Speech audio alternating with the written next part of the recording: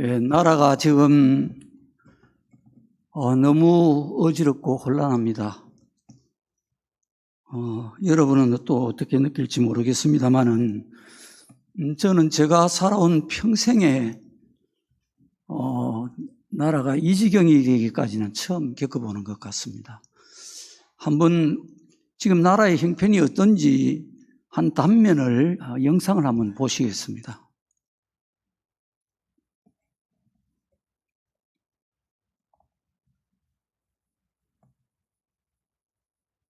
나라가 정말 쑥대밭입니다. 이재명 대통령 범죄 하나 지우려고 나라의 모든 근간이 무너지고 있습니다. 검찰을 해체하고 법원을 해체하더니 이제 드디어 항소 포기해버렸습니다. 아시다시피 거짓말할 자유를 주고 그리고 범죄 이익은 그대로 범죄자들 품에 안겨주는 것입니다. 한마디로 단군 이래 최악의 비리라고 했던 대장동 개발 비리가 단군 이래 최대의 면죄부가 되어버리고 말았습니다. 나라가 정말 쑥대밭입니다. 이재명 대통령 짧은 내용입니다. 여러분 아시죠? 대장동 사건 항소 포기. 검사가 수사를 해서 대장동 개발 부당 이득을 환수하라고 7,800억을 환수하라고 검찰이 수사를 해서 형량을 그렇게 정한 거예요. 7,800억을 성남시에 환수하라는 거예요. 근데 판사가 재판을 어떻게 결론을 내리느냐? 400억만 환수하도록. 그러니까 범죄자들이 7,400억을 그냥 부당이득으로 취득하게 돼버린 거예요. 검찰에서 고등법원에 항소를 해야 되는데 이건 너무 부당하다. 이렇게 7,800억을 부당하게 이득을 취득을 했는데 이걸 400억만 환수하라고 하니까 이건 부당하다 해서 고등법원에 검찰이 항소를 해야 됩니다. 그런데 이 항소를 포기해버린 거예요. 그러니까 이 범죄자들에게 7,400억이 돌아가 버린 거예요. 눈을 감아버린 겁니다. 그러면 이제 고등법원에서는 어떻게 되느냐? 그 400억 이상은 더 청구할 수가 없어요. 그 이하로 내려갔으면 내려갔지 위로는 못 올라가게 됐어요. 법이. 그러니까 이 범죄자들이 징역을 8년도 살고 이렇게 형이 내려졌는데 구형이 됐는데 그냥 형사라도 하루에 2억씩을 번다는 겁니다. 하루에 2억을 버는 거예요. 7,400억을 지금 이익을 저수지에 지금 묻어놓게 돼버렸단 말이에요. 그러니까 지금 아는 국민들은 지금 분노하는 거죠. 법조계도 분노하는 거예요. 정치계도 일부가 분노하는 겁니다. 지식인들도 분노하는 거예요. 이 법이 무너져 버린 거예요. 법이 고무줄처럼 늘어났다가 줄어들었다가 마음대로 하는 거예요. 죄 없는 자는 죄인으로 덮어 씌워버리고 죄 있는 자는 죄가 없다고 덮어버리고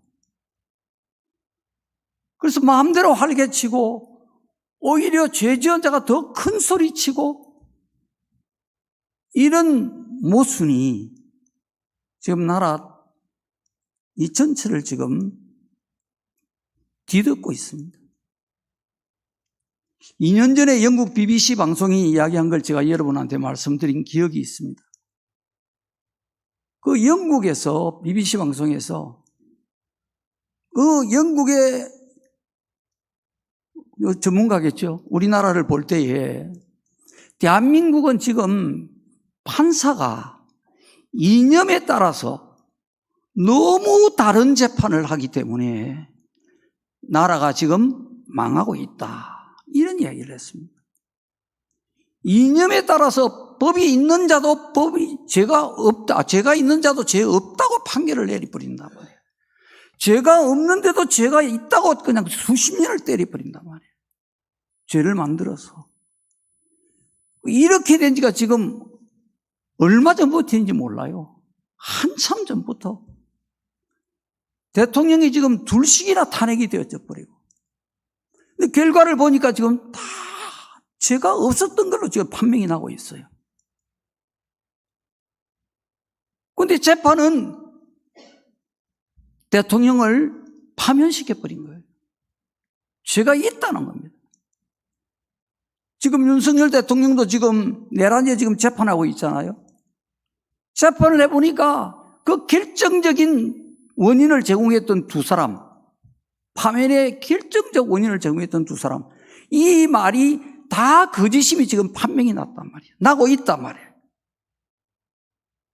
또 최종적으로 판사는 어떻게 결론을 내릴지 모르겠지만 전문가들이 들어볼 때 법의 문외한인 제가 들어봐도 다 표가 난단 말이에요.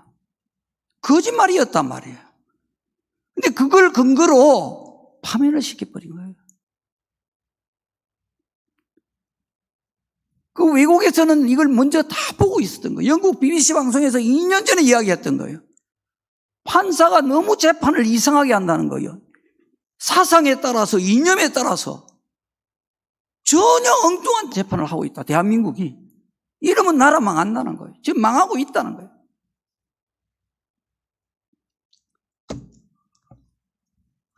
여러분, 나라가 왜 이렇게 되겠습니까? 성경에 보면 공중에 나는 새 한 마리도 하나님의 허락 없이는 떨어지는 법이 없다는 거예요. 근데 하물며 나라가 이렇게 질서 없이 이렇게 불의와 불법 거짓이 난무하는 정말 억울한 자가 가슴을 치고 백성들이 방송에는 안 나오지만은 서울의 그 명동이니 뭐 이런 거리들을 청년들이 매일 밤마다 그냥 행진을 한다는 거예요. 매일 밤마다. 토요일과 일요일에는 광화문에서 수만 명, 수십만 명이 이걸 지금 8년 넘도록 한 번도 안 빠지고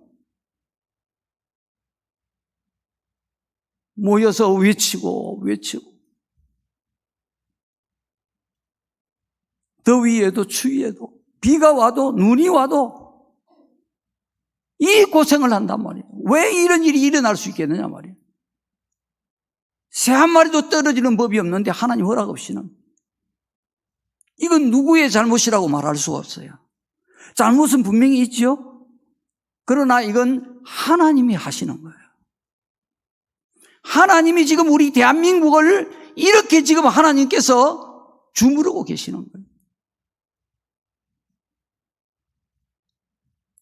이스라엘이 복을 받은 것도 성경에 보니까 하나님의 백성들이 하나님을 잘 섬길 때 그때는 나라가 평안하고 복을 받았어요. 그런데 하나님의 백성들이 하나님 말씀을 불순종하고 우상 섬기고 범죄할 때 나라에 환란이 일어났어요. 재앙이 일어났어요. 지금 우리나라는 지금 하나님께서 하나님의 교회를 향해서 말씀하고 계시는 거예요. 하나님의 관심은 교회입니다. 이 세상이 아니에요. 이 세상은 하나님이 어차피 다 불로 나중에 다 심판해 버리시는 거예요. 하나님의 교회를 하나님이 공중으로 휴거시키는 거예요. 예수님 재림하실 때 하나님의 교회를 데리고 올라가시는 거예요. 그리고 다시 내려와서 이 땅에 천년왕국 세우시는 거예요. 하나님의 관심과 목적은 오직 하나님의 교회입니다. 교회. 지금 나라의 이러한 혼란과 이 아픔, 이 고통, 이 무너짐은 하나님이 이 땅의 교회를 새롭게 하기 위해서, 교회를 일으켜 깨우기 위해서 하나님이 주시는 사랑의 손길인 줄 믿습니다. 하나님의 사랑이에요. 우리 한국교회를 하나님이 사랑하기 때문에 한국교회의 사명이 너무 큰 거예요. 마지막 이 역사를 완성시키는 사명이 우리 대한민국에 있음을 나는 분명히 믿습니다. 복음의 시작은 저 서쪽 끝에 지중해 그 바닷가에 있는 조그마한 나라 이스라엘을 통해서 복음이 시작됐어요. 근데 이 복음의 완성, 이 땅에 다시 오시는 예수님 그 재림을 온 세상에 전해서 하나님의 구원의 계획을 완성시키는 그 사명은 서쪽이 아니라 정반대쪽 그 동쪽 끄트머리 가장 동쪽 끝에 있는 태평양 바닷가에 있는 또 조그마한 나라 이스라엘과 우리 대한민국 위도상으로 보면요 똑같은 위치에 있습니다. 하나는 서쪽 끝 바다 끝에 하나는 동쪽 끝 바다 끝에. 이건 지정학적으로 우연이 아니에요. 이 두 나라는 하나님께 사명을 받은 택한 민족이란 말이에요. 이스라엘은 복음이 시작되는 나라였고 우리 대한민국은 복음을 완성하는 사명이에요. 이 사명을 하나님이 태초부터 예정하시고 주셨기 때문에 이 나라를 하나님이 그냥 안 두시는 거예요.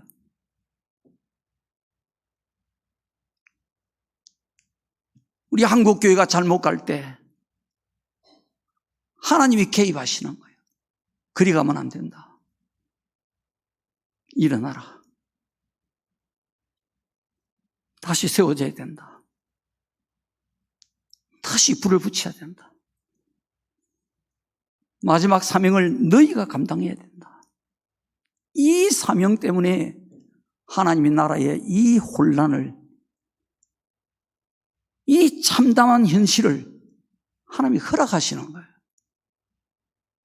오늘 우리가 이 본문을 우리가 한번 살펴보면서 하나님이 우리 대한민국, 우리 한국교회에 하나님이 요구하시는, 하나님이 원하시는 이토록 혼란과 풍파를 주시는 그 뜻이 무엇일까?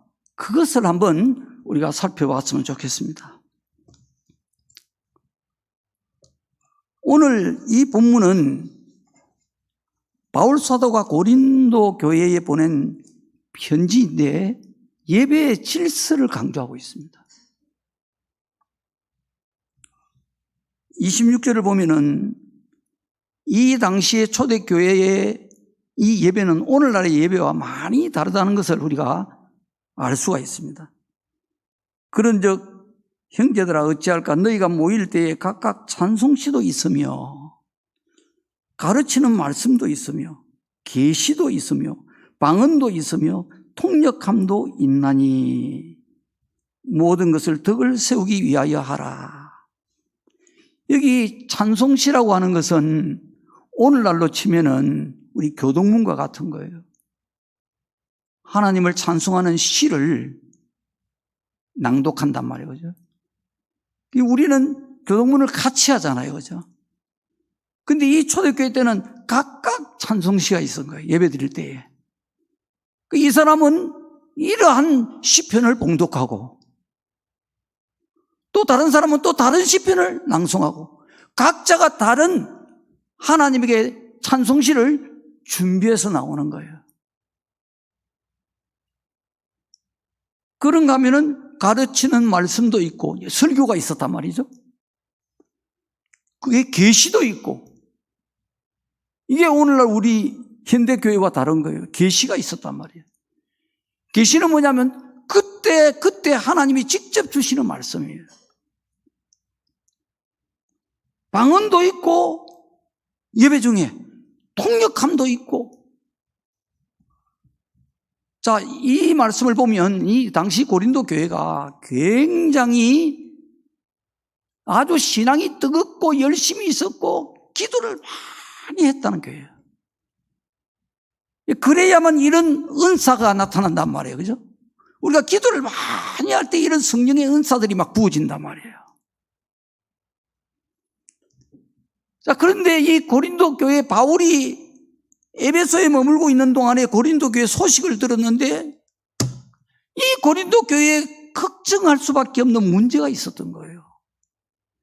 이렇게 예배 중에 은사는 풍성한데 정말 그들의 믿음이 뜨겁고 기도도 열심히 하고 은사가 풍성하게 나타나고 다 좋은데 질서가 없었던 거예요. 예배에 질서가 없어버리는 거예요. 막 여기저기서 각자 막 은사가 막 나타나고 예언이 나오고 방언이 막 터져 나오고 계시가 막 나오고 이렇게 하다 보니까 예배가 혼란해져 버린 거예요. 그래서 바울이 27절에 보면은 방언을 질서 있게 하라는 겁니다. 두 사람이나 많아야 세 사람이 차례를 따라 하고 한 사람이 통역할 것이요. 질서 있게 방언을 하라는 겁니다. 두 사람이나 많아야 세 사람. 그것도 차례대로 한 사람씩 방언을 말하라는 거예요. 그리고 한 사람이 통역을 하라는 거예요. 이 방언 통역 은사가 있거든요. 우리가 성령을 받으면 다른 사람이 하는 방언을 다른 사람은 다 모르는데 알아듣고 우리말로 통역을 할 수 있는 이런 은사를 하나님이 주신단 말이에요. 오늘날도 이 은사가 있어요.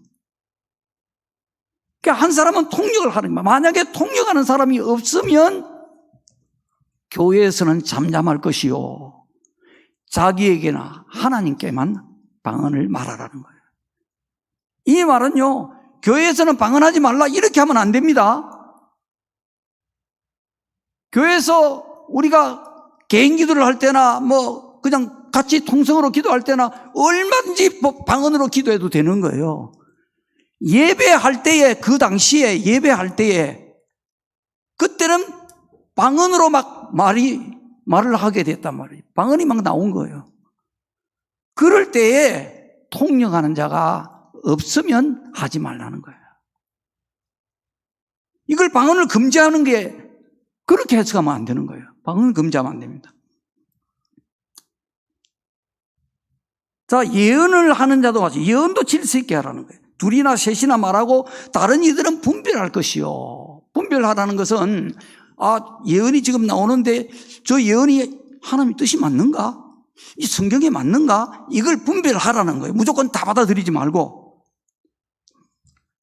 그 다음에 30절에는 또 계시에 대해서 하나님이 계시하는 말씀이 다른 사람에게 나타나면 하고 있던 사람은 멈추라는 겁니다. 이렇게 질서 있게 은사를 예배 중에 나타내라는 거예요. 이 예배가 아무리 기도를 많이 하고 아무리 은사가 풍부하고 그렇게 나타나도 질서가 없어져 버리면요, 하나님에 대한 거룩성이 없어지는 거예요. 경건성이 없어져 버리는 거예요. 하나님의 영광에 합당한 예배가 안 된단 말이야. 질서가 없으면 안 된다는 거예요. 그 이유가 뭐냐? 오늘 33절 말씀해 보면 하나님은 무질서의 하나님이 아니요 오직 화평의 하나님이니라. 이것 때문에 예배에 질서가 있어야 된다는 거예요. 자, 여러분, 우리 예배에 질서가 있는지를 확인해 봐야 되는 거예요. 우리의 예배가 질서가 있어야 되는 거예요.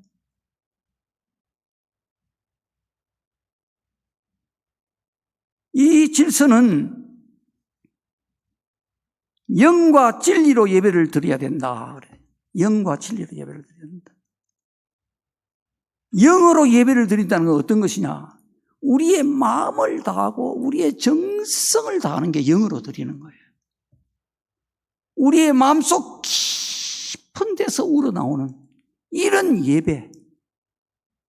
그러니까 우리의 진심을 다하는 예배. 우리의 최선을 다해서 하나님 앞에 드리는 예배. 이 예배가 질서 있는 예배가 된다는 거예요. 진리를 따라서 진리로 예배를 드린다는 이야기는 뭐냐? 진리를 근거로 예배를 드리라는 거예요. 그냥 마구잡이로 그냥 하고 싶은 대로 사람 마음대로 막 이렇게 예배 드리는 게 아니라 진리를 근거로 해서 하나님의 말씀을 따라서 그 말씀에 합당하게 예배를 드리라 이 말이에요. 이렇게 질서 있게 예배를 드리라. 우리가 교회 예배에 참석하는 것도 마찬가지예요. 질서가 있어야 된다는 거예요. 어쩌다가 우리가 늦을 수는 있어요. 그러나 늘 늦으면 이건 안 되는 거죠. 이건 질서가 없는 거예요. 예배 드리기 전에, 찬송을 드리기 전에 우리가 먼저 하나님 앞에 나와야 되는 거예요. 이게 질서잖아요.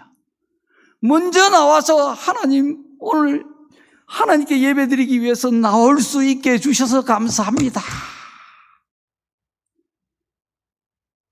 오늘 우리가 드리는 예배가 하나님께 영광이 되게 해주옵소서. 오늘 우리에게 하나님 풍성한 은혜를 내려주옵소서. 우리가 질서 있게 하나님께 예배 드릴 수 있도록 도와주시옵소서. 이렇게 기도로 하나님의 은혜를 사모하면서 그 예배를 준비하는 자세가 되어 있어야 된다는 거예요. 이게 우리가 질서 있게 예배 드리는 거예요. 바울이 예배에 질서가 있어야 된다는 거예요. 질서가 없으면 하나님이 그 예배를 받으실 수가 없다는 것입니다. 우리가 예배의 질서를 잘 지킬 때에 내 예배가 하나님께 연락이 되는 거예요. 그러지 않으면 하나님과 상관없는 예배자가 되는 거예요.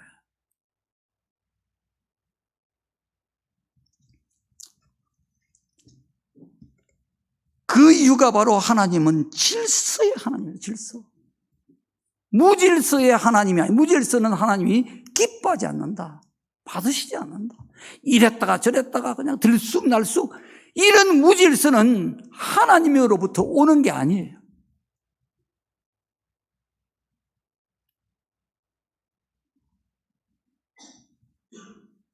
하나님은 질서의 하나님이고 오직 화평의 하나님이니라. 이 질서와 화평은요, 따로 띄어놓을 수가 없어요. 질서가 있어야 화평이 있는 거예요. 화평은 평화, 화목 다 똑같은 말이에요. 질서가 있어야 화목이 있고 평화가 있는 거예요. 화목이 있어야, 화평이 있어야 질서가 계속해서 유지가 될 수 있는 거예요. 그래서 하나님은 질서의 하나님이요 오직 화평의 하나님이라고 우리에게 가르쳐 주시는 거예요.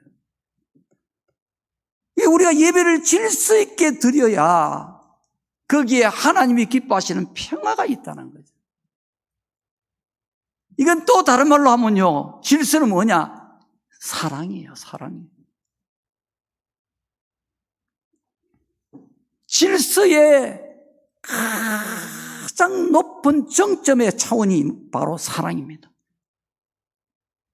사랑은 모든 질서의 으뜸이 바로 사랑입니다. 사랑은 질서의 완성이에요.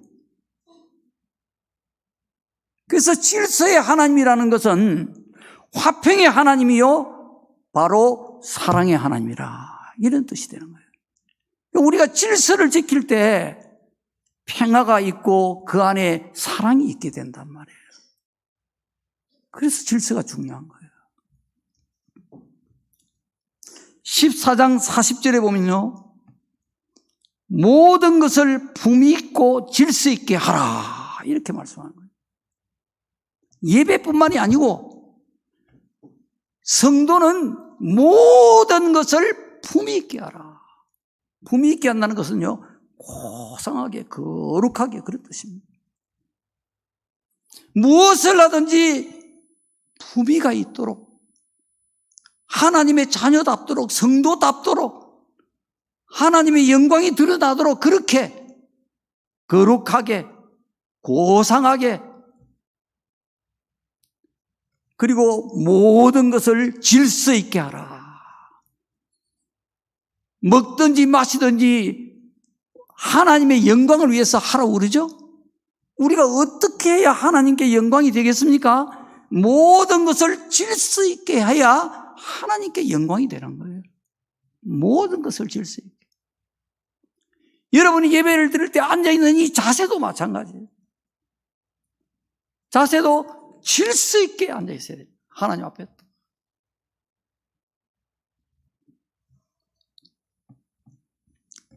여러분의 복장도 마찬가지예요. 여러분 복장도 단정하게. 너무 지나치지도 않게, 너무 덜하지도 않게, 적당하게, 단정하게, 이 세대를 본받지 말고 하나님이 보시기에 단정하도록, 내 양심이 단정하다고 인정할 수 있도록 단정하게. 제일 중요한 것은요, 말씀을 들을 때의 여러분의 자세입니다. 이 질서가 있어야 되는 거예요. 여러분이 말씀을 들을 때 어떻게 하는 것이 질서가 있을까요? 하나님이 지금 보고 계시는데 여러분이 어떻게 말씀을 듣는 게 하나님 보시기에 질서 있고 하나님이 기쁘게 받으시겠습니까? 설교자를 여러분이 진지한 마음으로 주목하는 겁니다. 설교자를 노래 보라는 게 아니고 여러분이 정말 설교자를 진지한 마음으로 주목해야 돼요. 이게 경청입니다. 이병철 회장이 이건희 회장한테 그 삼성 기업을 이제 넘가줄 때 말이에요. 넘가줄 때 남긴 이병철 회장의 그 유지가 뭐냐면요, 액자를 크게 만들어가지고 딱 주었어요. 네가 앞으로 이제 기업을 경영을 할 때 이거를 제일 중요하게 여기라. 그게 한자로 경청을 줬어요. 경청. 다른 사람이 말하는 것을 항상 경청하라. 잘 들으라. 그래야 이 기업을 잘 운영할 수 있다는 거예요. 사람은 듣는 것이 굉장히 중요합니다. 그래서 예수님이 요한계시록 7교회에 편지할 때 귀 있는 자는 성령의 교회에게 하시는 말씀을 들을지어다 그러잖아요. 믿음도 들음으로 자란다 그러잖아요. 말씀을 잘 들으면 믿음이 잘 자라게 되는 거예요. 듣는 게 너무너무 중요한 거예요. 어떻게 듣느냐? 여러분 귀로 들으면 안 돼요. 눈 딱 감고 설교를 듣는다. 이건 질서를 여러분 지키지 않는 거예요. 그건 질서가 없는 것입니다. 설교자를 눈으로 딱 바라봐야 되는 거예요. 예수님 발 앞에 앉아서 예수님 말씀을 듣던 그 마리아와 같이 예수님을 딱 올려다보면서 말씀을 듣고 있는 거예요. 상상해 보세요. 마리아의 자세. 예수님 발 앞에 앉았다 그래요. 가까이에서 딱 예수님 눈을 주목하고 이래야 귀에 말씀이 쏙쏙 들어오는 거예요. 말씀이 옥토밭에 떨어질 수가 있는 거예요. 눈 감고 말을 듣는다. 또 딴 데 쳐다보고 말을 듣는다. 말씀을 듣는다. 또 밑에 쳐다보고 뭘 하면서 또 휴대폰 만지면서 이건 말씀을 듣는 게 아니에요. 이건 질서가 없는 것입니다. 이건 하나님이 기뻐하지 않습니다. 그 예배는 예배가 아니에요. 그냥 자리에 앉아 있는 겁니다. 마당만 밟는 거예요. 이 마귀가 그냥 다 말씀을 다 쪼아가 버립니다. 길바닥과 같아요. 길바닥에 떨어진 씨앗과 같아요.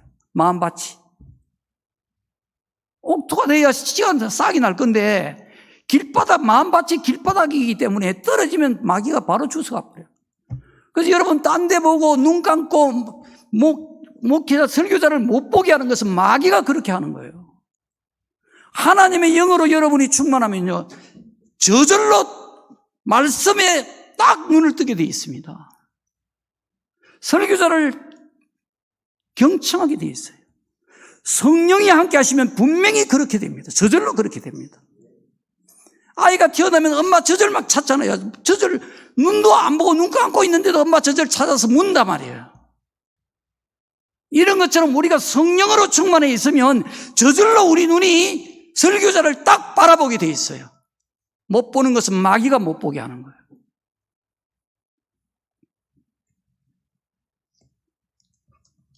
이 예배의 질서가 바로 서야 된다. 바로 서야 된다. 예배를 질서 있게 드려라. 하나님이 보고 계시는 거예요. 하나님 앞에서 질서가 있도록 드리라. 하나님은 질서의 하나님입니다. 질서 없으면 그건 하나님과 상관이 없다. 이 말씀을 하는 거예요. 자, 창세기 1장에 보면 하나님이 천지 창조를 하십니다. 1장 전체가 그렇습니다. 엿새 동안 하나님이 천지 만물을 창조하시는데요. 이 창세기 1장 천지 창조를 딱 읽어보면요. 이 전체를 한마디로 딱 요약을 한다면은 뭐냐? 질서입니다, 질서. 제가 말씀을 준비하면서 성경을 다 하나님 창세기 1장을 보게 하셨어요. 제 마음에 감동을 주셔가지고. 창세기 1장을 딱 읽어보니까 질서예요, 질서. 하나님은 천지 만물을 창조하시는데요. 질서를 가지고 창조하시는 거예요. 질서 있게 창조를 하시는 거예요. 그냥 마구잡이로 그냥 되는 대로 한 게 아니에요. 딱 정확한 계획이 있었어요, 하나님. 그 계획대로 차게 하루하루 질서 있게 말씀으로 창조를 하시는 거예요. 하나님이 명령하시는 거예요.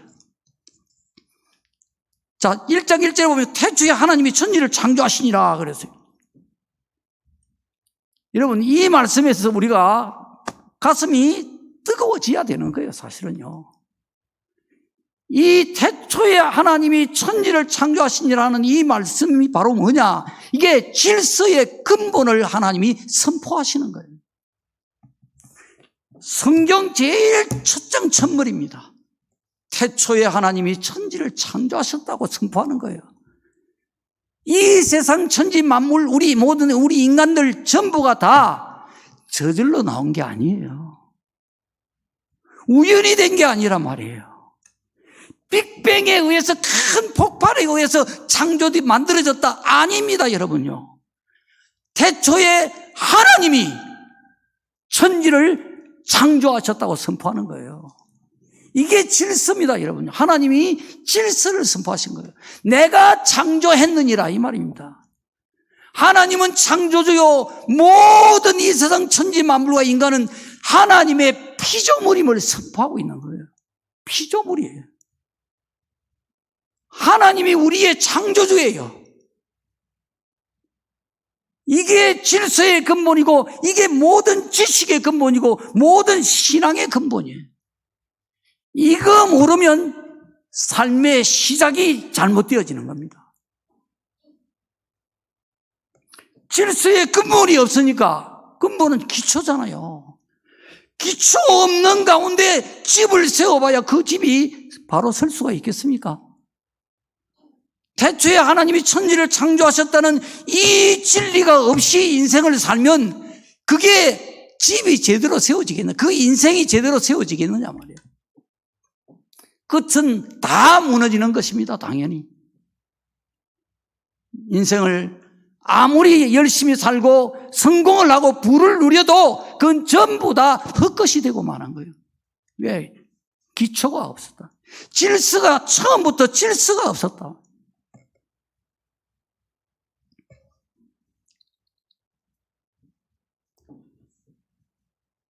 자, 1장 2절에는요, 창조 이전의, 천지 창조 이전의 상태를 창세기 1장 2절이 보여주고 있어요. 어떤 상태냐? 땅이 혼돈하고 공허하며 흑암이 깊음 위에 있고 하나님의 영은 수면 위에 운행하시니라. 이렇게 되어 있어요. 이게 하나님이 천지 창조하시기 바로 직전의 상태예요. 좁게 말하면 바로 우리 이 지구의 상태입니다. 이 우주의 상태고 지구의 상태예요. 땅이 있었어요. 하나님이 천지 창조하시기 전에 땅이 먼저 있었다고 성경은 말하고 있는 거예요. 성경에 아담 이후에 아브라함까지가 2000년이요. 아브라함으로부터 예수님까지 2000년이요. 예수님부터 오늘까지 약 2000년 모두 이 인류의 역사가 6000년이라고 성경의 연대기는 말씀을 하고 있는 거예요. 연구를 해보면. 근데 이 지구를 과학자들이 연구를 해보면 과학적으로 관측을 해보면 45억 년 됐다는 거예요. 이 지구가. 그럼 성경이 잘못된 거냐? 6000년이 무슨 이야기냐? 아니요, 잘못된 거 아니에요. 성경은 하나님이 천지 창조를 하시기 전에, 인간을 만들기 전에, 이 땅을 만들기 전에 땅이 먼저 존재했다고 성경은 말씀하고 있어요. 땅이 혼돈하고 공허하며 흑암이 깊음 위에 있고 하나님의 영은 수면 위에 운행하시니라 맴돌고 계셨다는 겁니다. 여러분, 어떤 상태입니까? 이 하나님의 천지 창조는 1장 3절부터 시작되거든요. 첫째 날이. 이 천지 창조 시작하기 전에 땅이 먼저 있었어요. 어떤 상태로요? 혼돈하고 공허한 상태. 공허라는 건 텅 비어서 아무것도 없어요. 어디에 있었습니까? 어디에요? 흑암이 깊음 위에 있고, 깊음은요, 깊은 물을 말하는 거예요. 깊은 물 위에 흑암이 덮고 있고, 그 깊은 물 밑에 땅이 혼돈하고 공허한 상태로 잠겨 있었던 거예요. 여러분 이해하시겠습니까? 1장 3절을 2절과 3절을 여러분 잘 읽어보시면 하나님의 천지 창조가 이제 그렇게 그려지는 겁니다. 땅이 먼저 있었어요. 첫째 날에 빛이 있으라 하시니 빛이 있었고, 이게 첫째 날이란 말이에요. 이제 시작한단 말이에요. 그 이전에는 땅이 혼돈하고 공허한 상태로 먼저 있었단 말이에요. 얼마나 먼저 있었는지, 그게 45억 년 전인지 그건 성경은 말하지 않아요. 과학책이 아니란 말이에요. 그럼 분명히 먼저 있었던 거예요.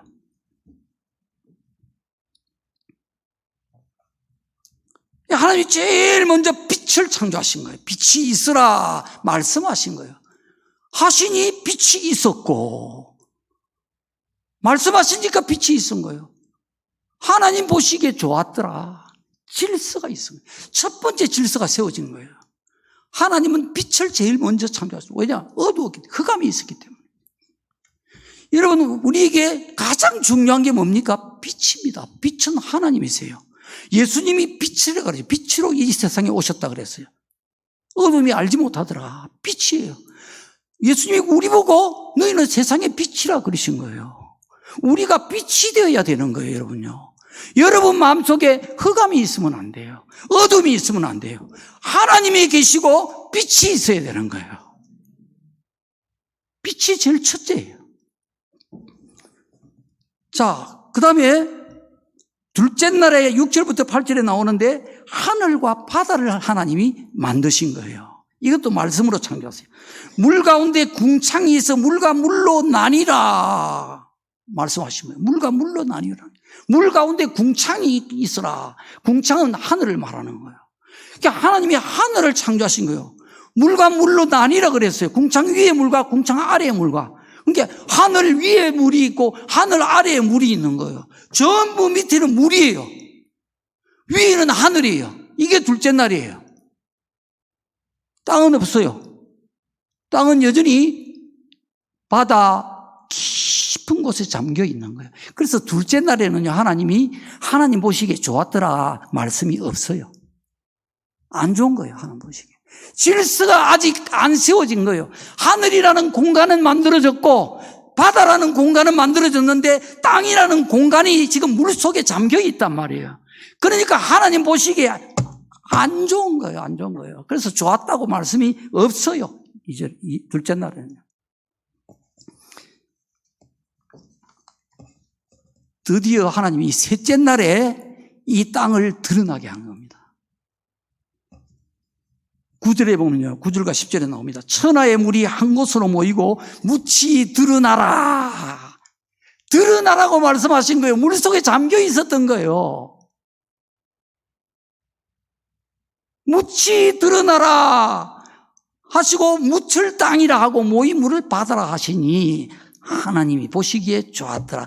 둘째 날 보시기에 좋았더라 안 한 것을 셋째 날에 하시는 거예요. 셋째 날에 하나님이 두 번을 말씀하시는 거예요. 둘째 날에 못한 거를 셋째 날에 한 번 하시는 거예요. 여러분, 무치가 어떻게 드러나겠습니까? 한번 상상해 보세요. 바다 깊은 곳에 잠겨있던 땅이 땅이 무치, 융기하는 거예요, 융기. 바닷물 위로 솟구쳐 올라오는 거예요, 올라오는 거예요. 하나님의 말씀에 의해서, 하나님의 말씀은 그렇게 위대한 거예요. 하나님이 말씀하시면 여러분 안 되는 게 없는 거예요. 무치 드러나라 말씀을 하시니까 그 바다 깊은 물속에 잠겨있던 이 육지, 이 땅이 막 하나님의 질서에 의해서 솟구쳐 올라오는 거예요. 낮은 곳은 평지가 되는 것이고 좀 높은 곳은 언덕이 되고 더 높은 곳은 산이 되고 더 높은 산이 되고, 이 세상이 여러분 천지가 산이잖아요. 여러분, 인간이 산 만들 수 있겠습니까? 산을 일부 파낼 수는 있지, 그죠? 공사한다고 산 많이 허물지, 그죠? 고속도로 뚫을 때도 그렇고. 산을 허물 수는 있어도 인간이 산을 만들지는 못합니다, 여러분요. 그렇겠죠?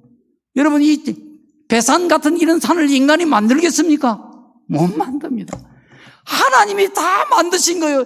수많은 이 산들을 우리 하나님이 만드신 거예요. 위대하신 하나님이세요. 이렇게 막 땅이 막 융기를 하는 거예요. 하나님 말씀에 순종하는 거예요. 이 땅이 순종해서 막 하나님의 법대로, 하나님의 계획대로 막 땅이 막 차차차차차차차차차 막 바다에서 땅이 막 솟아오르는 거예요. 그러니까 바닷물은 낮은 곳으로 다 모였잖아요. 그래서 5대양 6대주가 된 거예요. 이 바다가 여러분요, 이만큼 산들이 막 솟구쳐 올라왔기 때문에 그 대신 바다가는 더 깊어져야 되겠죠? 이 지구상에서 제일 깊은 바다가 얼마나 되는 줄 아십니까, 여러분? 산이 제일 높은 산이 8,800m인가, 뭐 에베레스트 산이 그렇죠. 바다는요, 10,000m가 넘습니다, 깊은 데가. 왜 그렇게 깊어졌느냐? 하나님이 무치 드러나라고 하셔서 바다 밑에 잠겨있던 땅이 바다 위로 막 솟구쳐 올라오니까 바다가 깊어져 버리는 거예요. 10,000m가 넘게 깊어져 버린 거예요.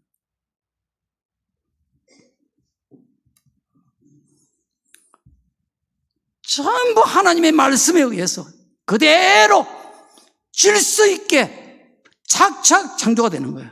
땅이 이제 드러났지요? 셋째 날에 이 땅에다가 하나님이, 땅이라는 공간에다가 하나님께서 식물로 채우는 거예요. 식물로. 온갖 종류의 풀과 씨 맺는 채소, 씨 맺는 씨 가진 열매 맺는 나무, 이런 식물들을 종류별로 하나님이 다 나라고 명령하신 거예요. 그러니까 여러분, 내가 우리 아파트를 보면서 사진을 많이 찍어놨는데 이거 다 하려면 시간이 없어서, 우리 아파트 안에 있는 나무만 해도요, 내가 보면서 하나님 위대하신 하나님, 어떻게 이렇게 하나님 만드셨습니까? 그 나무가요, 전부 종류별로 똑같아요. 이파리가 다 종류별로 똑같아요. 다른 놈은 또 다르게. 소나무 이파리 좁히좁히 이리 생기잖아요. 근데 뭐 낙엽송 같은 건 또 큰 이파리, 큰 것도 있어요. 또 작은 이파리도 있어요. 무늬도 색깔도 보면요, 다 종류별로 같게, 무늬도 비슷하게 다 질서대로 뿌리가 있고 줄기가 올라오고 거기서 가지가 뻗고 가지 끝에서 또 가지가 뻗고 그 끝에서 잎이 나고, 이게 질서, 전부가 질서. 여러분, 나무가 막 뿌리가 막, 아이고 나도 좀 바깥에 좀 있어보자고 뿌리가 희덕 치키들고 위로 올라가 있는 나무가 있습니까? 그건 질서를 깨는 거예요. 죽는 거예요. 질서를 깨면 죽는 겁니다. 뿌리는 땅속에 박혀 있어야 되는 거예요. 아무리 깝깝해도 땅속에 갇혀 있어야 되는 거예요. 그래야 생명이 사는 거예요. 하나님의 질서대로 살아야 되는 거예요. 자, 넷째 날에는요, 하나님이 이제 하늘을 채웁니다. 뭘로 채우느냐? 광명체들을 있게 하라. 그랬어요. 광명체, 빛을 내는 별들을 만드는 거예요. 해와 달과 별들을 만드셨어요. 그것들로 낮과 밤을 주관하게 하신 거예요. 해는 낮을 주관하고 달은 밤을 주관하고 이 질서 지금 그대로 지키고 있죠. 예. 어김없이 아침이 되면 해가 탁 동쪽에서 깨뽕하고 뜹니다. 그리고는 열심히 서쪽으로 달려가서 저녁이 되면요 안녕 하고 넘어갑니다. 그러면요 달이 또 패턴을 탁 이어받아가지고 달이 또 탁 동쪽에서 떠가지고 또 서쪽으로 또 넘어갑니다. 이게 똑같이 반복하고 있는 거예요. 이 태양이 여러분 뭐 그냥 우리가 서에서 떠서 동에서 떠서 서로 넘어가는 것 같아도 그렇지 않습니다. 엄청나게 놀라운 질서를 가지고요 은하계를 이 태양이 돌고 있어요. 초속 220km로 해가 그렇게 움직이고 있답니다. 1초에 220km. 여러분 조그마한 공 하나도 여러분 우리가 1초에 얼마나 떠내겠어요. 그런데 이 어마어마한 지구보다도 수십 배 엄청나게 큰 저 태양이 초속 220km로 똑같이 계속해서 이 은하계가 얼마나 어마어마한지 몰라요. 우리 은하계가 그렇게 어마어마한데요. 별이 2천억 개가 넘게 있대요. 우리 은하계 안에 2천억 개. 근데 이런 은하계가 이 우주 안에는요 2조 개가 넘는다. 2조 개. 근데 이 해도 그렇게 질서 있게 딱 지금 운행을 하고 있지만 우리 지구도요 하루에 한 바퀴씩 지가 딱 자전을 해요. 축이 딱 23.5도로 딱 팽이처럼 요래 딱 축이 기울어져 가지고 일정하게 이게 하루에 한 바퀴를 돌면서 낮이 되고 밤이 되고 이게 반복되는 거예요. 어김없이 질서를 지키는 거예요. 그리고 이 지구도 말이요, 그죠? 아니, 지구가 하루에 한 바퀴를 자전을 하면서 동시에 태양을 1년에 한 바퀴를 공전을 하는 거예요. 정확하게. 그래서 성경에 보면요, 이 해와 달과 별들을 통해서 계절과 일시, 해를 이루게 했다. 하나님이 그렇게 말씀하는 거예요. 이게 자전과 공전을 하면서 지구가 태양을 한 바퀴, 1년을 한 바퀴 돌면서 그 태양과의 거리에 따라서 봄이 되고 여름이 되고 가을이 되고 겨울이 되고 이게 어김없이 봄이 됐는데 어느 날 갑자기 동장군 겨울이 막 비껴 이놈아 하고 겨울이 팍 오고 이런 법이 있습니까? 봄 다음에는 반드시 여름이 오는 거예요. 여름이 왔는데 그냥 아이 나 봄이 다시 한 번 더 해야 되겠어 하고 봄이 또 후딱 다 와버리고 그런 법이 없습니다. 어김없이 봄, 여름, 가을, 겨울이 규칙적으로 질서 있게 반복되는 거예요. 이게 지구의 자전과 공전에 의해서. 달도 마찬가지예요. 달도 자전을 하면서 27일에 한 번 이 지구를 또 공전을 합니다. 지구를요. 그래서 이 달의 인력에 의해서 온 세계의 바닷물이 하루에 2번을 밀물과 썰물이 생기게 되는 거예요. 물이 들어왔다가 나갔다가 이거를 하루에 2번을 하는 거예요. 뭐 하는 겁니까 그게요? 바다 청소하는 거예요. 바다 청소. 청소하고 바닷물을 계속 움직이게 만들어주는 거예요.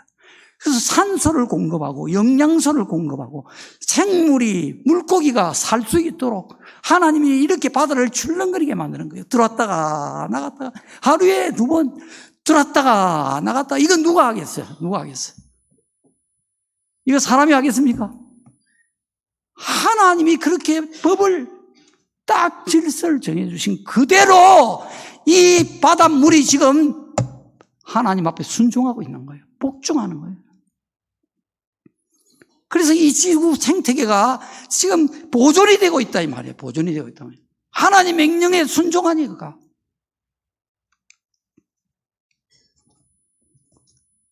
별도 가만히 있는 게 아니랍니다. 이 별도요, 은하계를 중심으로 해가지고 거대한 소용돌이를 이루면서 별마다 속도가 또 다르대요. 어떤 별은요, 초속 20km에서 100km까지. 각각 지한테 준 그 질서와 궤도가 있답니다. 그거를 따라서 질서 있게 이 은하계를 회전을 하고 있답니다. 이 모든 천지의 만물들은 하늘도 바다도 땅도 나무도 공중의 새들도 동물들도 다 하나님의 법에 순종하고 있는 거예요. 이게 창조의 질서란 말이에요. 창조의. 하나님은 질서로 천지 만물을 창조하신 거예요. 다섯째 날에는 모든 물들에 생물이 있게 하고 있으라고 명령하신 거예요. 그러니까 모든 물은요, 바다뿐만 아니고 강, 호수, 전부 모든 물들에는 생물이 있으라. 이 물고기들이 만들어진 거예요. 물고기들이 생물이 종류별로. 어떻게 물고기가, 바다에 사는 물고기는 바다에만 살고, 민물에 사는 물고기는 민물에만 살고, 질서 있게. 아이고, 나도 좀 내려오면 바다에서 좀 살고 싶다고 막, 붕어가 바다로 퐁당 가버리면 붕어가 해닥닥 하고 죽어버리겠지, 그죠? 질서를 안 지키면 죽는 겁니다. 하나님은 그렇게 딱 질서를 정해놓은 거예요. 종류별로. 헤아릴 수 없이 어떻게 그렇게 많이.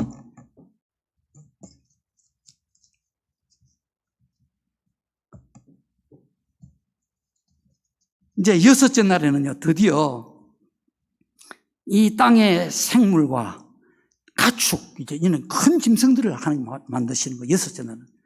가축과 짐승들, 모든 종류별로 짐승들을 만드신 거예요. 짐승도 종류가 어떻게 그렇게 많습니까? 그 종류별로 다 같잖아요. 희한하잖아요. 하나님 말씀으로 그렇게 창조가 된 거예요. 그리고 나서 제일 여섯째 날 마지막에 드디어 우리 인간을 하나님이 창조하시는 거예요. 인간을 딱 지으시고 난 뒤에 하나님이 뭐라고 말씀을 하셨냐? 31절, 창세기 1장 31절에 보면 하나님이 지으신 그 모든 것을 보시기에 심히 좋았더라.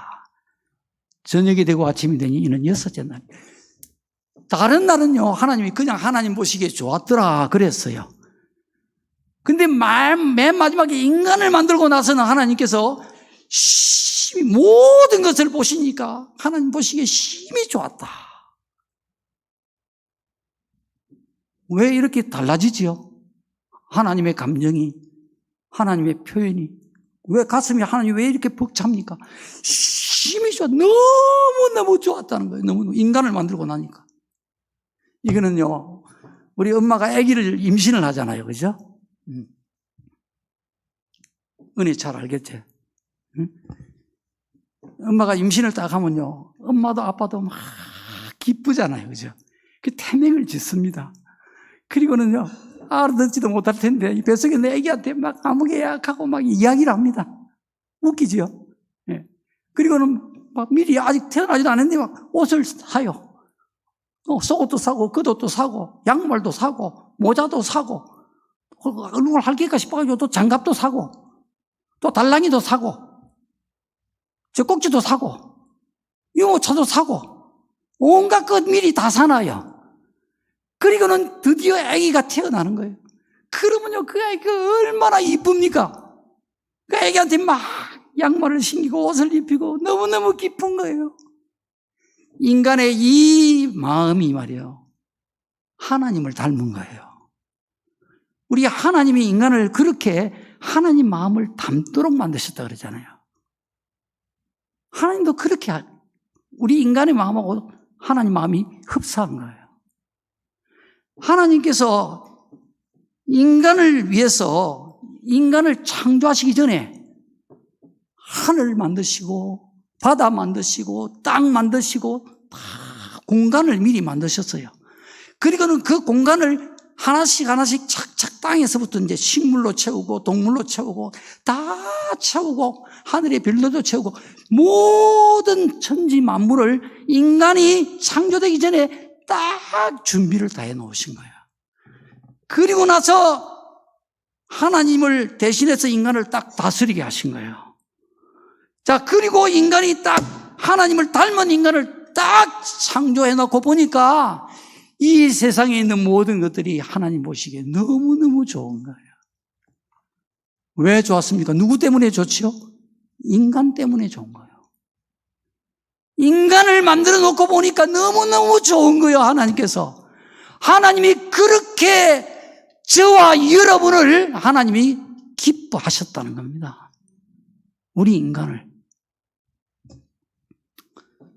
자, 하나님이 이렇게 인간을 기뻐하셨는데 심히 좋았다고 했는데 인간은 그러면 어떻게 해야 됩니까? 인간도 하나님을 기쁘시게 해야 되겠지요. 이게 질서잖아요. 이래야 질서가 맞잖아요. 근데 아담과 하와는 어떻게 했습니까? 하나님을 기쁘시게 한 게 아니고 하나님의 사랑과 그 은혜를 배반해 버린 거예요. 하나님이 주신 그 은혜와 축복을 지키지 못한 거예요. 빼앗겨 버린 거예요.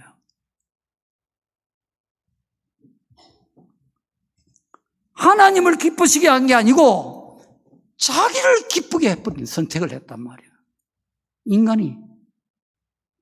이 피가 모든 인류에게 다 흐르고 있는 거예요. 이 잘못된 질서가 하나님의 은혜를 배반한 이 질서가 모든 인류에게 지금도. 그래서 하나님이 자, 이 모든 천지 만물은 하나님이 말씀으로 창조했다 그랬죠. 그죠? 있으라 하시니 있었다. 만물이 하나님 말씀에 다 순종해서 그대로 창조되어진 거예요. 근데 인간은 달라요. 인간은 하나님이 말씀으로 창조한 게 아니에요. 흙으로 빚어서 창조를 했다고 되어 있어요. 그리고는 인간에게 생기를 불어넣어 생명이 되게 하신 거예요. 하나님 말씀이 없었어요. 인간에게 하나님이 말씀을 주신 것이 아니고 생기를 불어넣어가지고 생명이 되게 하셔가지고 하나님처럼 자기가 원하는 것을 선택할 수 있는 자유의지를 하나님이 인간에게 주신 거예요. 주시고 하나님이 이제 말씀하신 건 언제 말씀하신 거예요? 이 동산에 있는 생명나무와 모든 열매는 네가 다 먹되 선악을 알게 하는 나무는 먹지 마라. 먹는 날에는 반드시 죽으리라. 이게 처음 하신 말씀이에요. 이 말씀 앞에서 인간이 천지 만물처럼 복종이 됐어야 되는 거예요.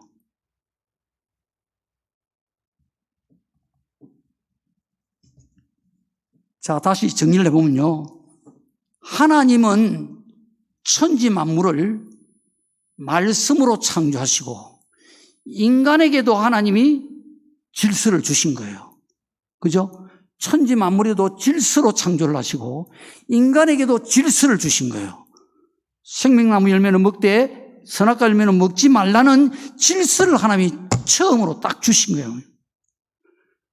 그런데 천지 만물은 그대로 복종되어 존재했는데 인간은 마귀의 유혹에 빠져서 이 선악과 열매를 먹어버리고 만 거예요. 질서를 파괴한 거예요. 하나님이 정해주신 질서가 깨져버린 거예요. 자, 왜 선악과 열매를 먹으면 반드시 죽는다고 하나님이 말씀을 하셨을까? 이건 불순종의 죄 때문입니다. 하나님 말씀에 순종하지 않는 게 죄란 말이에요. 그죠? 죄라는 게 관역에서 빗나가다 그런 뜻이잖아요. 원어의 뜻이. 그죠? 하나님 말씀에서 빗나가는 게 죄다 말이에요. 이 불순종의 죄 때문에 죽는 거예요. 근데 아담과 하와가 죽었습니까? 안 죽었어요. 바로 안 죽었어요. 그럼 뭐냐? 하나님 말씀이 잘못된 거냐? 그렇지 않지요? 죄의 삭은 사망이라고 분명히 말씀하신 거예요. 우리가 노동을 하면 삭을 받습니다. 그처럼 죄를 지으면 죄의 삭스를 받는 거예요. 뭘 받느냐? 사망을 받는다는 겁니다.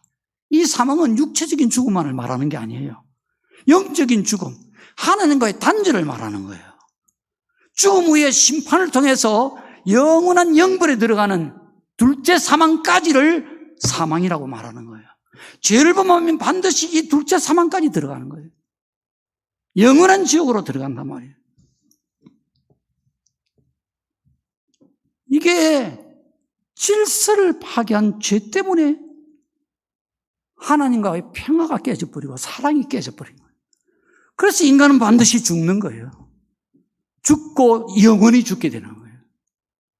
이런 인간을 구원하시려고 예수님이 오셔서 대신 죄값을 십자가에서 죽으심으로 갚아주신 거예요. 이게 하나님이 정하신 구원의 질서입니다.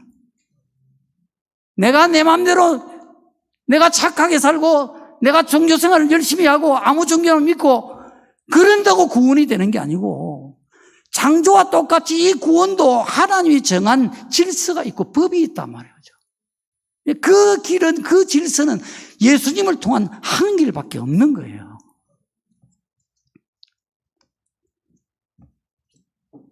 자, 마귀가 이 선악과를 먹도록 유혹을 할 때 하와에게 뭐라 그랬습니까? 너희가 결코 죽지 아니하리라. 너희가 그것을 먹는 날에는 너희 눈이 밝아져서 하나님과 같이 되어 선악을 알 줄 하나님이 알기 때문이다. 이렇게 말을 했어요.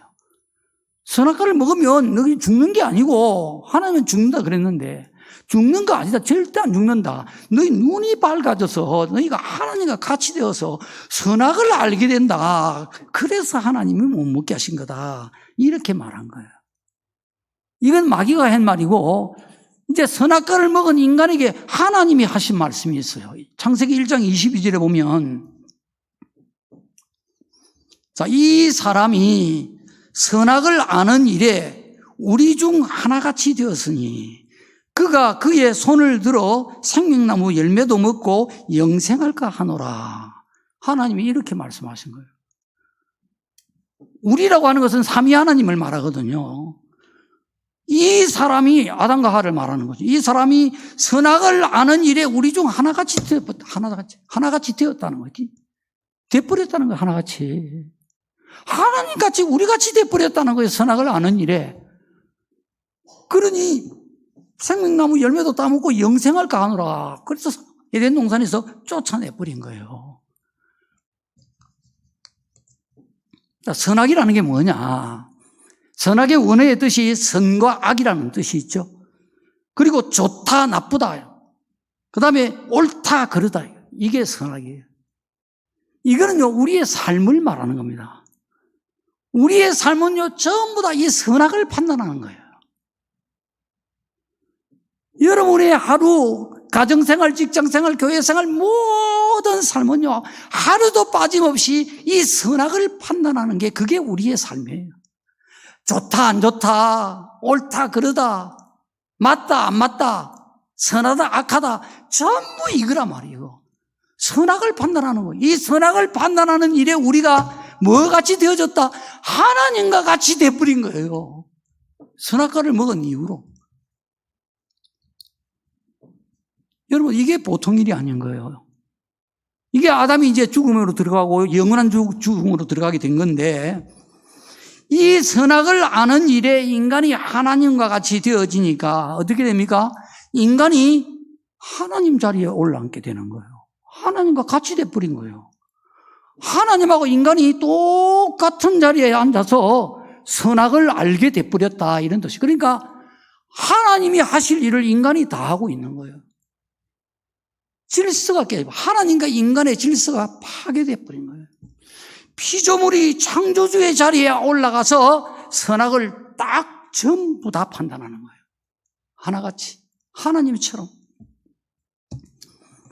자, 거기서 끝나는 게 아니고 사람과 사람과의 질서도 파괴돼 버립니다. 선악과를 딱 먹고 나면 각자가 선악을 이제 자기 스스로 다 판단하는 거예요. 그러니까 선악이 다 다르겠죠. 이 사람이 옳다는 거하고 저 사람이 옳다는 게 다르겠지, 그죠? 지금 정치도 마찬가지 아닙니까? 오늘 아침에 우리 나경원 의원 이야기하는 걸 우리가 봤는데 그거 보고 옳다는 사람도 있고 틀리다는 사람이 있을 거 아니에요. 선악이 다 각자 다 다른 거예요. 하나님같이 딱 판단하고 있는 거예요. 선악이 다 다르다. 다를 수 있어요. 근데 문제는 뭐냐?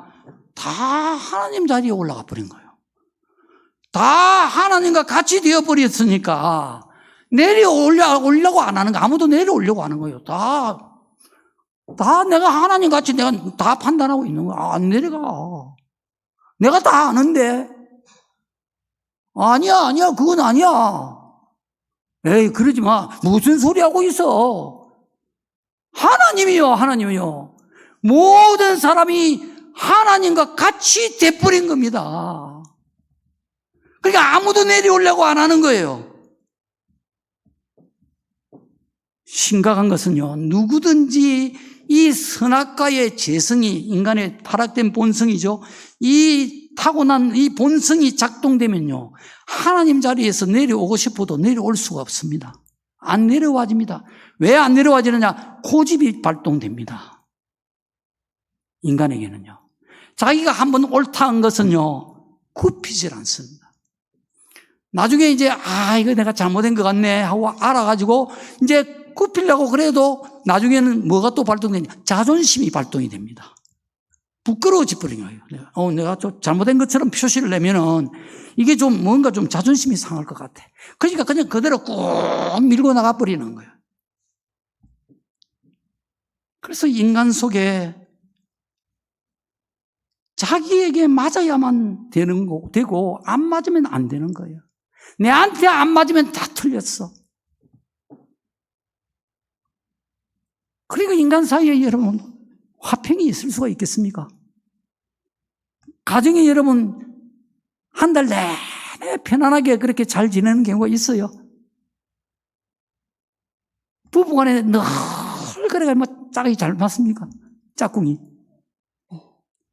한 번도 의견이 틀린 적 없고 다 그냥 순조롭게 그리 되면 얼마나 좋겠습니까? 이게 전부 하나님과 같이 선악을 알게 되어버렸기 때문에 서로 선악이 안 맞으니까 내가 옳다는 거예요. 서로 내가 옳다는 거예요. 그래서 갈등이 생기는 거예요. 여기서 불평과 불만이 나오는 거예요. 왜 내한테 안 맞느냐는 거예요. 왜 그렇게 틀리게 하느냐는 거예요. 다툼이 생기고 분열이 생기고 미움이 생기고 서로 등 돌리고 떨어져 버리고 이게 인류의 불행이란 말이에요. 이 선악과가 문제예요. 이 선악과의 독이 모든 인간의 마음속을 다 지배하고 있단 말이에요. 모든 인간의 마음속에 1분 1초도요. 아차하는 순간에 바로 그냥 또 선악과가 나옵니다.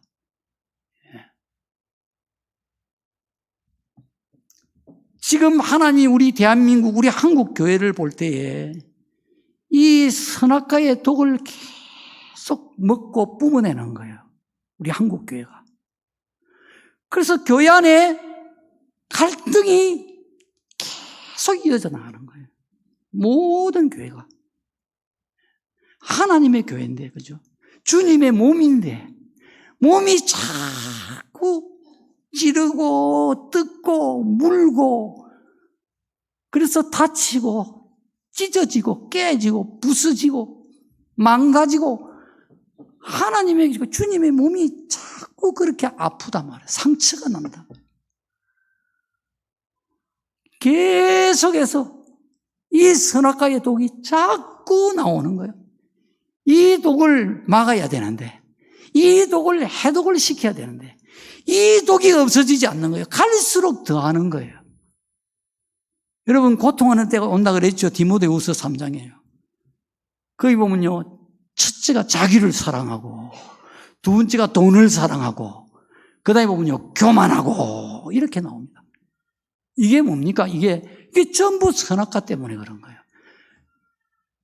주님 오실 때가 가까워지면 고통이 더 심해진다는 거예요.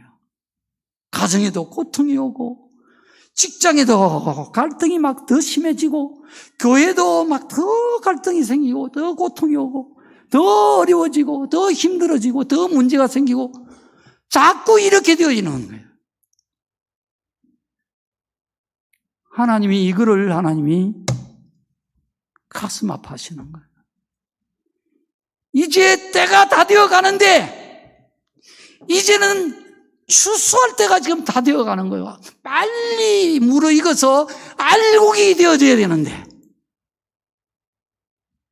한국 교회가 일어나서 빛을 발해야 되는데, 지금 불이 꺼져가고 있는 거예요. 어둠이 잡혀가지고. 불이 가물가물해지네. 내가 어느 간증을 들으니까요, 우리 한국 교회가 불이 많이 꺼져버렸다는 겁니다. 옛날에는 불이 굉장히 밝았다는 거예요. 실제 그렇죠, 여러분요. 60년대, 70년대 한국 교회가 정말 충만했습니다. 뜨거웠습니다. 교회의 질서가 그래도 있었어요. 근데 지금 이 불이 너무 많이 꺼져버렸다는 거예요. 내가 간증을 들으니까 하나님이 그분에게 보여주신 거예요. 근데 어떤 불은요, 그래서 좀 빛나는 불들이 드문드문 있대요. 어떤 불은 촛불에 막 바람이 벌렁거리듯이 막 꺼질뚱말뚱 가물가물 이런 불들이 또 제법 많이 있대요. 저 시골에 조그마한 교회 대여섯 명밖에 안 오는 그런 교회가 막 빛을 바짝바짝 이렇게 낸대요. 근데 도시의 큰 대형 교회는요, 껌껌해져 버리대요. 다 그렇겠습니까? 그러면 안 되겠죠? 그런 교회들이 많다는 거예요. 전부가 이 선악과의 선악을 성도들이 하나님처럼 알고 있는 거예요.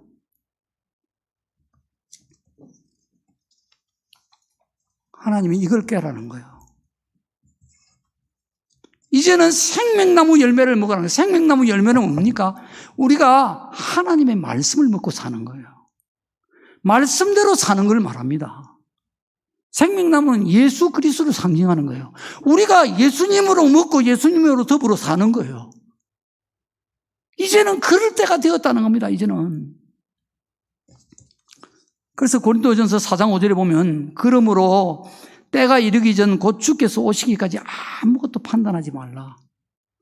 주께서 어두움에 감추인 것들을 드러내고 마음의 뜻을 나타내시리니 그때에 각 사람에게 하나님으로부터 칭찬이 있으리라. 아무것도 판단하지 말라는 거예요.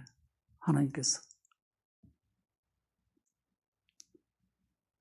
우리가 감추어진 것들, 이거는 비밀과 죄들을 말하는 거예요. 이건 우리가 모르는 거예요. 이런 것들이 막 사람 속에 있단 말이에요. 그죠? 사람들이 그런 죄를 짓고 있단 말이에요. 비밀이 있단 말이에요. 사람이 모른단 말이에요. 또 마음의 뜻, 이거 우리가 모르는 거예요. 그 사람의 마음의 중심, 마음의 동기, 우리는 그냥 어떤 일을 한 거, 그걸 보고 판단한단 말이에요. 그죠? 근데 그 사람이 왜 그런 일을 했는지 그 동기를 우리가 모른단 말이에요. 그 사람의 깊은 중심을 우리는 모르는 거예요. 그러니까 판단하지 말라는 거예요. 주님이 오시면 주님은 다 아시고 다 판단하신다는 거예요. 그러면 그때 그 판단하지 않은 사람들에게 주님이 칭찬이 있을 것이다, 이 말이란 말이에요. 그러면요, 이 말이 다른 사람이 잘하든 잘못하든 막 죽이 되든 밥이 되든지 그거 그냥 아무 말도 하지 말고 침묵하고 그냥 모른 척하고 무관심하게 그냥 지내라, 그런 뜻입니까? 그런 뜻이 아니에요. 요한복음 7장 24절에 보면 외모로 판단하지 말고 공의롭게 판단하라는 거예요. 에베소서 5장 10절에 보면 선한 것이 무엇인지 분별하도록 하라는 거예요.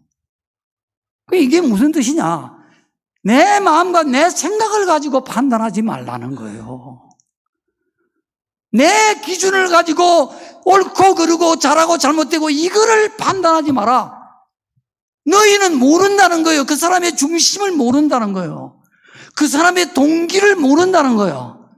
주님은 다 알고, 네가 말 안 해도 다 알고 계신다는 거예요. 주님이 오시면 그때 다 심판하신다는 거예요. 우리가 해야 할 것은 뭐냐? 내 마음과 생각을 내려놓고 하나님의 말씀과 성령으로 판단을 하라는 거예요. 그게 공의롭게 판단하는 것입니다. 이걸 하라는 거예요. 자, 이렇게 되어져야 우리가 예배도 질서 있게 예배를 드릴 수가 있고요. 모임도 질서 있게 모일 수가 있고요. 수요 기도회, 금요 기도회, 주일 오전, 주일 오후. 이거 교회가 정한 법이잖아요. 이건 하나님이 정한 법이에요. 교회가 정한 것은 하나님이 정한 것으로 인정하신단 말이에요. 우리 성도들이 이 질서에 순종을 해야 되는 거예요. 이게 교회가 질서가 서는 것입니다. 지금 한국 교회 질서가 무너졌다는 겁니다. 하나님께서. 그래서 한국을 하나님께서 치는 거예요, 지금요.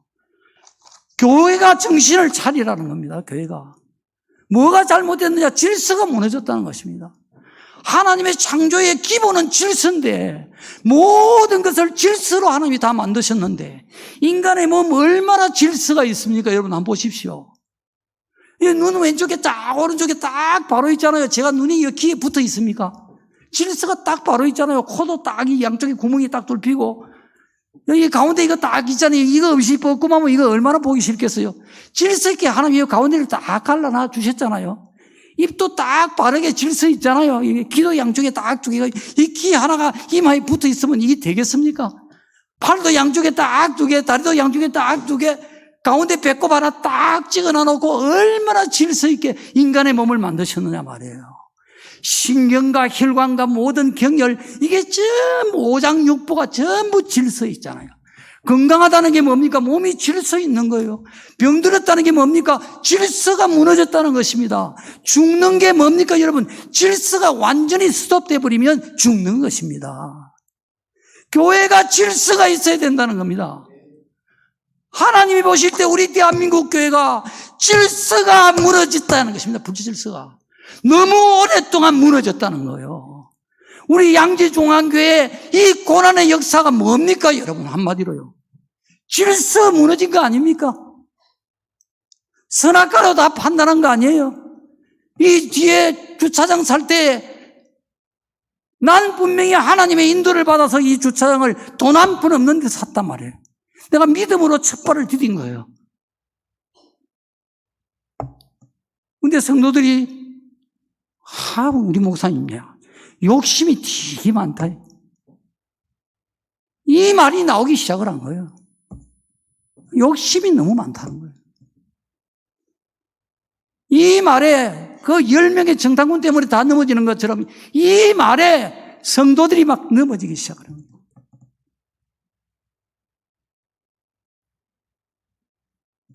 목사가 욕심이 많다는 이 말 한마디예요. 교인이 13명이 나가버린 거예요. 이 뒷땅 사는데 13명이 나왔습니다. 그것도요, 장로, 권사들. 평신도는 초신자 딱 1명. 나머지 전부 다 장로, 권사들. 이런 사람들이 신앙생활을 그렇게 오래 하고 교회 중직을 맡아 있고 이런 사람들이 다 선악과로 다 판단을 하는 거예요. 조 목사가 욕심이 많은지 안 많은지 여러분이 어떻게 아시겠습니까? 하나님이 아시지. 하나님의 말씀에 맞고 안 맞고는 여러분이 판단을 하셔야 되는 겁니다. 그러나 하나님의 말씀으로 판단이 안 되는 거는 이 땅을 사야 되느냐 안 사야 되느냐 이건 하나님 말씀이 아니란 말이에요. 이건 하나님의 인도를 받아야 되는 거란 말이에요. 이거는 성도들이 판단하면 안 되는 거예요. 이거는 성경 말씀 그대로 인도하는 자들에게 성도들은 순종하라 이렇게 돼 있잖아요. 순종하는 게 질서란 말이에요. 목사님이 욕심이 많네 이렇게 하는 거는 이건 순종이 아니고 이건 질서가 아니란 말이에요. 이건 선악과를 먹는 것이란 말이에요. 이런 무질서가 너무 오랫동안 계속해서 이어져 오는 거예요. 그래서 하나님이 채찍을 드신 겁니다. 여러분 이 말씀을 아시고 이제 우리가 하나님이 제일 중요하게 여기는 것은 모이는 것입니다. 신앙의 기초는 바로 모이는 데 있습니다. 교회가 모임이잖아요. 성도들의 모임. 여러분 주일 오전 우리가 하나님께 예배드리는 거예요. 오후 하나님께 예배드리는 겁니다. 오전에는 하나님 계시는데 오후에는 하나님 안 계십니까? 그렇지 않습니다. 주일은 반드시 지켜야 됩니다. 주일 오전과 주일 오후 예배. 여러분, 모이는 질서. 이 고린도전서 14장 26절 말씀 보십시오. 그런즉 형제들아 어찌할까 너희가 모일 때에 그랬잖아요. 모일 때에. 이 모일 때에 이 모이는 질서가 먼저 세워져야 되는 거예요. 모일 때에 모여야 되는 거예요. 모일 때인데 모이지 않고 어떤 사람 모이고 어떤 사람 안 모이고 또 나왔다가 안 나왔다가 이거는 질서가 없는 거잖아요. 이 질서를 회복을 시켜야 된단 말이에요. 우리 한국교회가. 오전 예배 나오시는 성도님들은요. 오후 예배 반드시 다 나오셔야 되는 거예요. 특별한 경우가 있습니다. 가정상 무슨 문제가 있다든지 사정이 있다든지 이런 특별한 경우 몸이 너무 힘들다든지 그런 거 말고 일반적으로는 여러분이 하나님을 경외하고 하나님을 두려워하는 마음으로 하나님을 섬기고자 하는 그 믿음을 가지고 여러분이 이 주일은 온전하게 하나님 앞에 오전도 오후도 예배를 드려야 되는 것입니다. 이게 질서입니다. 수요일 금요 기도에도 여러분 하나님께 우리가 기도를 드리는 것입니다. 교회가 이걸 법으로 정한 거예요. 두세 사람이 내 이름으로 모인 곳에는 나도 그들 중에 있느니라 하셨어요. 우리 주님이 오시는 겁니다. 그 기도를 받으시려고요. 우리가 다 모여야 되는 거예요. 사정이 있어서 멀리 있고 또 몸이 힘들고 무슨 사정, 특별한 사정, 이거는 내가 말하는 게 아니에요. 나올 수 있는 분들은 다 수요일은 안 나와도 되고 금요일은 안 나와도 되고 나올 때는 나오고 못 나올 때는 못 나오고 이거는 내 마음대로 하는 거예요. 이건 질서가 아닙니다, 여러분. 이 질서가 하나님 앞에서 회복이 되어져야 하나님의 나라가 세워지고 하나님의 교회가 세워지고 이 질서가 회복이 되어져야 교회 안에 평화가 흐르고 하나님의 사랑이 흐르고 하나님의 생명이 흐르고 하나님의 기쁨이 흐르고 하나님의 축복이 흐른단 말이에요. 이 날을 하나님이 새롭게 우리에게 하시려고 우리 교회를 새롭게 하시려고 우리 한국교회를 새롭게 하시려고 우리 대한민국에 이 아픔과 고통을 주시는 줄 아시고 여러분 결심하십시다. 그리고 기도하십시다. 우리가 결심한다고 되는 게 아니에요. 마귀가 이 질서를 깨려고 한단 말이에요. 자꾸 선악과를 먹게 하는 거예요. 내 생각 가지고 못 나오게 하는 거예요. 이런 사정 저런 사정 나는 못 나가겠다. 이건 마귀가 주는 선악과의 생각이란 말이에요. 이건 기도 아니면 이길 수가 없는 거예요. 내가 결심하고 그 다음에는 하나님 앞에 기도하고 이 두 가지를 해야 우리가 이 모이는 질서, 예배드리는 질서, 이 질서를 회복하고 하나님 앞에 하나님 보시기에 좋은 심히 좋은 하나님이 너무 기뻐하시고 영광을 받으시는 우리 양지중앙교회 또 모든 성도들이 다 될 줄 믿습니다.